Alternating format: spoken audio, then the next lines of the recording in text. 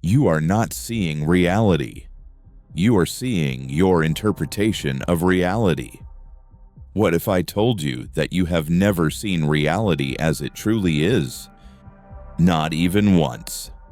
What you experience as reality is not reality. It is electrical signals traveling through neural networks. You hit send, and your body locks. Not before. After, your shoulders lift, your jaw tightens, your breath gets smaller. Because the real threat wasn't the email. The threat is the evaluation that might follow. That's not anxiety. That's the performance contract. Part 1, Symptom Cluster. If you're living under this contract, your life can look functional on the outside and feel like a constant test on the inside. Here are the symptoms. You take a day off and by noon, you feel a physical itch. A guilt that feels like you're doing something illegal. You don't rest to recover. You rest like it's something you have to justify. If I ask you, what do you want? You hear static. But if I ask, what is required of you? You have an immediate answer. You don't know who you are when nobody is watching. And when you achieve a big goal, you don't feel joy. You feel relief for about an hour. Then your mind hunts for the next evaluation. Achievement isn't about satisfaction. It's about survival, and the safety expired the moment you got it. You overthink decisions that should be simple because you are not choosing based on truth. You're choosing based on what will be rewarded. You're simulating an evaluation you haven't received yet. That is not a personality trait. That is an identity shaped by evaluation, and it lives in the body, not just the mind. Part 2. The mechanism. Let's make the mechanism clean. A reward is not the problem. The problem is contingency. When something desirable, approval, praise, belonging, is offered only if you perform correctly. The nervous system learns safety is conditional. School is often the first environment where this becomes systematic. In childhood, identity begins in attachment. You cry, you're held, no conditions, just biology. Love equals safety. But in school, identity becomes performance. School doesn't primarily ask, who are you? It asks, how well did you do? Correctness gets rewarded. Output gets rewarded.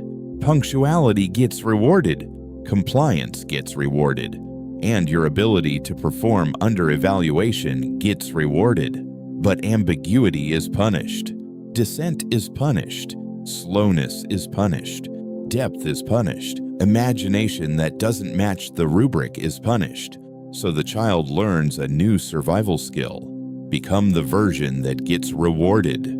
Under constant evaluation, the threat system activates. Curiosity narrows. The mind contracts into performance. You don't just learn the subject, you learn hypervigilance. Over time, the child stops asking, why does this matter to me? And starts asking, what do they want? The nervous system doesn't expand, it contracts. It doesn't explore, it performs. So you become excellent at producing outcomes and slowly become a stranger to your own inner life. This is how a performer becomes an identity. This is how output becomes existence. This is the performance contract being signed in your nervous system before you had language to read the terms. Part 3. Pattern name. I call this the performance contract, the invisible clause you signed. Worth equals output. Rest equals risk. Being ordinary equals danger.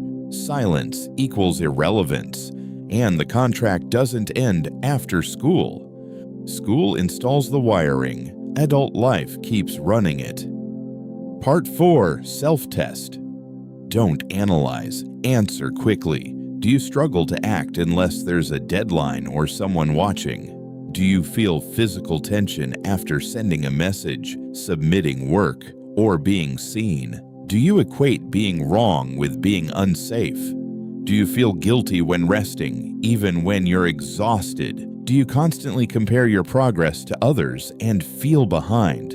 If you said yes to 2 or more, this is not motivation. This is conditioning. This is the performance contract still running. Part 5. The Body Check. This pattern lives in the body. Check yours now. Your jaw clenched even when you're relaxing. Your breath trapped high in the chest, shallow, ready to be held.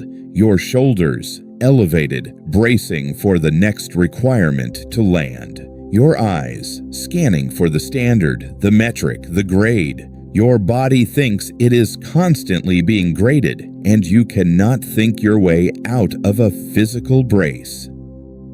Part 6. The Protocol. This is not a motivational exercise. This is a nervous system correction. We do 3 things in order: name, drop, choose. Do it with me. Step 1. Name. This will take 10 seconds. Say out loud, I am bracing for evaluation. My body is acting like I'm being graded. I am safe right now. Don't affirm. Don't convince. Just name it. Naming moves you from being the pattern to observing the pattern. Step 2. Drop. This step will take 35 seconds. Now physically break the brace. Lift your shoulders to your ears. Squeeze them tight. Hold the tension you carry every day.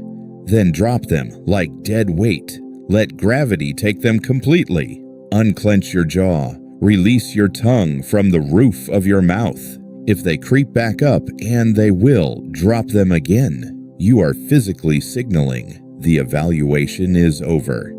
Step 3. Exhale. This step will take 25 seconds. 2 short inhales through the nose. 1 long exhale through the mouth. Make the exhale longer. Do it 3 times. If you can, add a low hum. Not spiritual, biological. A signal of all clear. Step 4. Unwitnessed action. 40 seconds. Now do 1 tiny act that cannot be measured. Write 1 sentence you won't show anyone. Doodle and throw it away. Look out the window for 60 seconds without counting. Feel the itch to make it good. Feel the urge to prove yourself. Let the itch burn. Do nothing with it. This is somatic disobedience. You are teaching your nervous system, I can exist without earning. For this moment, you are unobserved, and you are still here.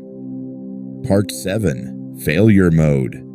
Here's how the contract defends itself. You turn the protocol into performance. You ask, did I do it right? Did it work? Am I healed yet? You grade your breathing. You optimize your relaxation. That question, did I do it right, is the contract speaking. The goal isn't to kill ambition. The goal is to remove fear from ambition. There is no A+ in somatic work. Part 8. Differential. Ambition is not the enemy. The contract is. Ambition can rest. The contract cannot stop without feeling like it's dying. Ambition can fail and remain intact. The contract panics after victory because the condition for worth just expired. Ambition can create without applause. The contract goes numb without external eyes. One diagnostic question: can you take a day off without guilt? If rest feels like danger, like you are ceasing to exist, that's not drive, that's conditioning. You can want things without needing them to survive. That is the difference between ambition and the performance contract. Part 9. The awe moment. Here is the deeper truth. The world will always ask for your output, but the self, the witness we keep returning to, does not need a resume. It has no GPA, no rank, no net worth, no certificate that proves its right to exist. It simply is. When you loosen the performance contract, you don't lose your power. You lose the drag. You stop running from the whip and you start moving from the engine. School installed evaluation, but it didn't end there. Once you learned to perform for authority, the next installer arrived: peers, status, hierarchy. Where school asked, "How well did you perform?" peers ask, "Where do you rank?" More to discuss in the next video. For now, drop your shoulders, throw away the scorecard, and remember, you were not born to be evaluated. You were born to be. Who are you when no one is watching?